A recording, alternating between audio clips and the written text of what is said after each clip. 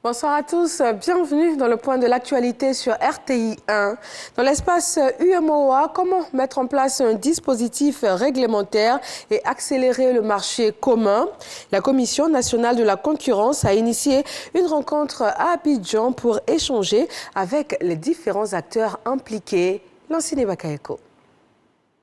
D'appropriation de la législation communautaire par les États membres, 2 décennies après l'entrée en vigueur des tests sur la concurrence. C'est le constat fait par l'Union économique et monétaire ouest-africaine, UEMOA. D'où ce programme de sensibilisation initié par la Commission nationale de la concurrence en direction des acteurs nationaux. L'application des règles communes de concurrence constitue donc un des piliers de la construction du marché commun de l'UEMOA et vise à faire en sorte que les avantages de la libéralisation des échanges intracommunautaires ne soient pas amoindris par des agissements ou des pratiques anticoncurrentielles. Ces pratiques anticoncurrentielles sont, entre autres, les abus de position dominante, les ententes et les aides d'État. Des pratiques qui entravent la réalisation de l'union douanière, levier essentiel de l'intégration et de la construction effective du marché commun de l'UEMOA, tout comme la régulation des activités des entreprises privées, mais également des sociétés d'État. C'est le lieu aussi de rappeler à tous les opérateurs qui exercent sur le territoire national que la Commission de la concurrence est ouverte à leur égard et elle est prête à réceptionner toutes les plaintes qui viendront de la part de ces entités-là afin de les analyser et de voir si on peut leur apporter une réponse satisfaisante. La législation communautaire sur la concurrence est composée de règlements et de directives qui visent à protéger le consommateur, à lutter contre l'inflation et à promouvoir la compétitivité internationale.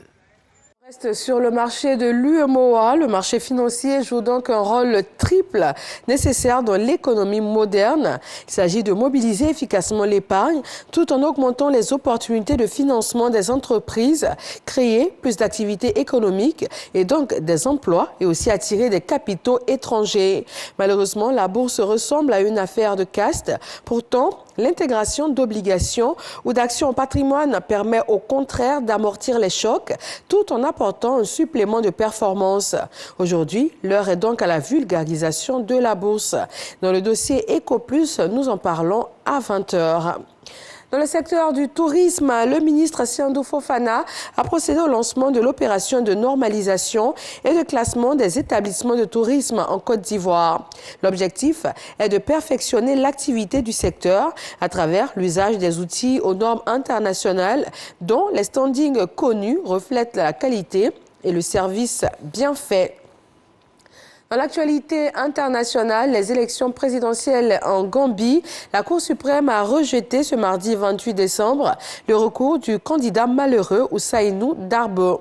Son parti, le United Democratic Party, avait saisi la Cour suprême le 6 décembre dernier. Il accuse Adama Barrow ou ses partisans d'avoir distribué de l'argent ou des cadeaux dans différents villages pour remporter le scrutin. La décision de la Cour suprême reste sans appel. La présidentielle se jouant à un tour unique en Gambie.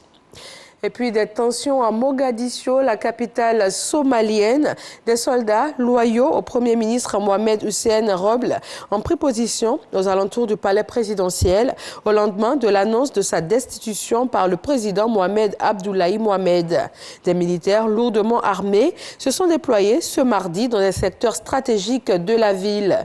Les alliés de la Somalie, la mission de l'ONU, les États-Unis, l'Union européenne ou encore l'ONU ont exprimé leur profonde inquiétude dans un communiqué commun.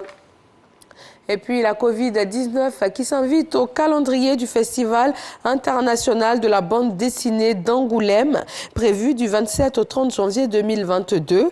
La 49e édition est finalement reportée du fait des nouvelles restrictions dues à la pandémie.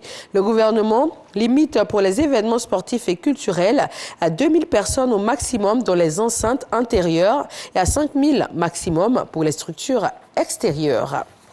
Voilà, merci de vous informer sur RTI 1, l'info dans nos régions tout de suite et le journal à 20h. À tout à l'heure.